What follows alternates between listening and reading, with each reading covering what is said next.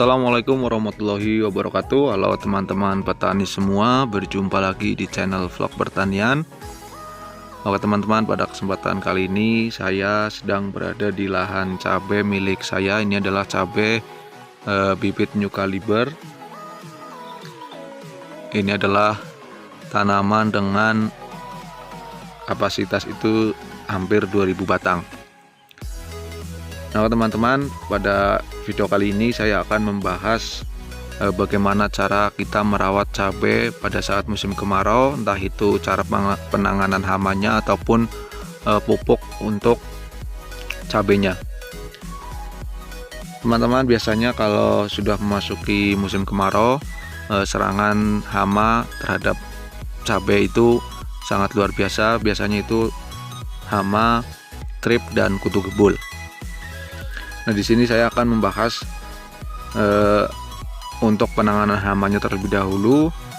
Biasanya untuk hama itu hama trip dan kutu kebul, teman-teman jika sudah menggunakan pestisida ataupun insektisida dengan bahan aktif abamectin, teman-teman harus sudah merolling bahan aktif untuk cabenya, karena jika teman-teman terlalu sering menggunakan bahan aktif abamectin, teman-teman hamanya juga sangat sulit untuk diatasi. Jadi teman-teman, saya rekomendasikan untuk merolling bahan aktif insektisida, yaitu dengan merolling bahan insektisida. Jika teman-teman masih menggunakan bahan aktif abamectin, teman-teman bisa merolling menggunakan bahan aktif biradaben ataupun yang lainnya. Untuk mereknya, teman-teman bisa bebas menggunakan merek apapun. Yang penting untuk bahan aktifnya, jika teman-teman menggunakan abamectin, teman-teman merolling dengan bahan aktif biradaben, ataupun sebaliknya jika teman-teman masih menggunakan bahan aktif biradaben, teman-teman merolling dengan bahan aktif abamectin ataupun bahan aktif yang lain yang untuk sasarannya itu untuk hama trip dan kutu kebul. Karena menurut pengalaman saya, kalau sudah memasuki musim kemarau seperti ini, untuk serangan cabai itu biasanya hama trip dan kutu kebul itu sangat luar biasa. Jadi teman-teman harus sering mengecek ataupun melihat tanaman cabai teman-teman itu harus dirawat seperti apa.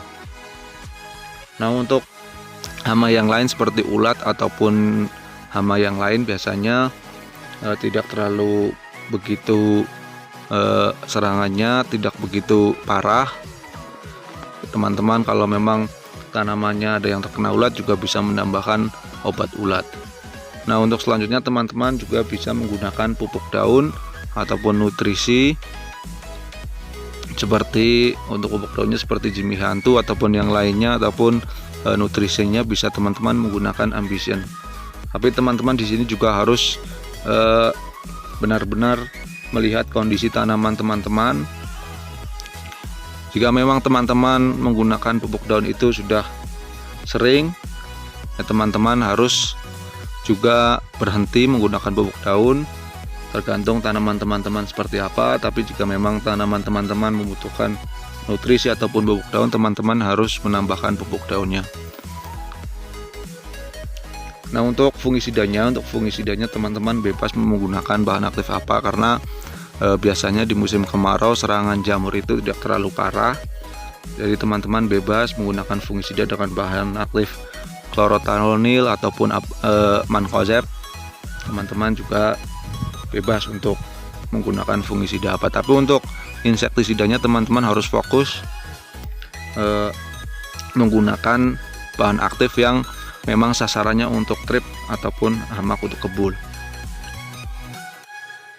Karena di sini saya juga sedang mengalami serangan hama trip dan kutu kebul. Cabai saya juga ada yang sudah terkena virus Gemini dan juga ada yang terkena kutu kebul.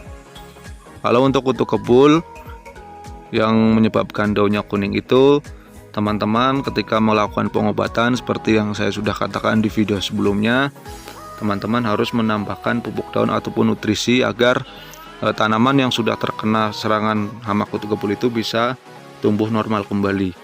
Artinya tumbuh normal kembali itu tidak menjadi hijau lagi, cuma daunnya itu lebar, tidak keriting. Karena kalau daunnya lebar, insya Allah cabenya juga akan buahnya akan maksimal. Nah, untuk selanjutnya untuk pupuk kocor teman-teman bisa menggunakan NPK Mutiara ataupun NPK Yaramila.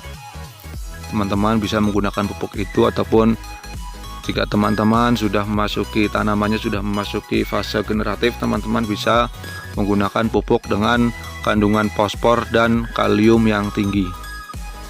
Tapi jika teman-teman tanamannya masih di masa vegetatif, teman-teman usahakan untuk menggunakan NPK dengan kandungan yang N-nya itu lebih tinggi atau nitrogennya lebih tinggi agar tanaman teman-teman bisa subur. Bagi teman-teman yang saat ini sedang menanam cabai di musim kemarau, sekedar mengingatkan ke teman-teman, memang lahannya susah air, teman-teman juga harus siap mempersiapkan airnya, karena menurut prediksi ini akan terjadi kemarau panjang. Jadi teman-teman harus menyiapkan pasokan airnya agar ketika nanti teman-teman melakukan pengocoran ataupun penyepraian untuk cabainya tidak terlambat. Jadi untuk hama-hamanya bisa langsung ditangani. Ini seperti saya juga lahannya ini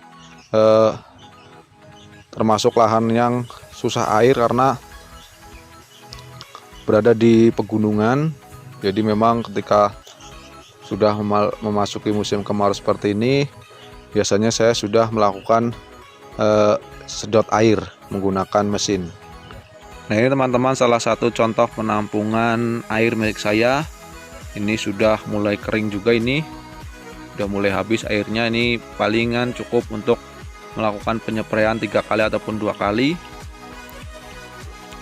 Ini tadinya penuh teman-teman, cuma karena memang sudah memasuki musim kemarau, ini airnya sudah mulai habis.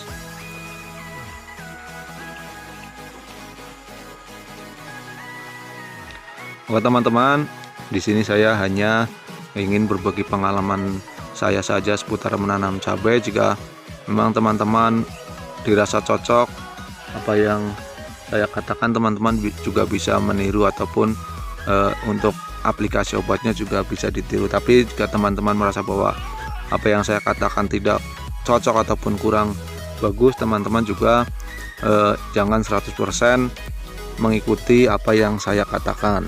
Untuk saran saja kepada teman-teman petani semua, jika teman-teman masih sering menonton channel YouTube seputar pertanian ataupun tutorial-tutorial pertanian, teman-teman jangan langsung dimakan mentah-mentah informasi tersebut, karena biasanya beda tempat ataupun beda lahan juga penanganannya juga beda.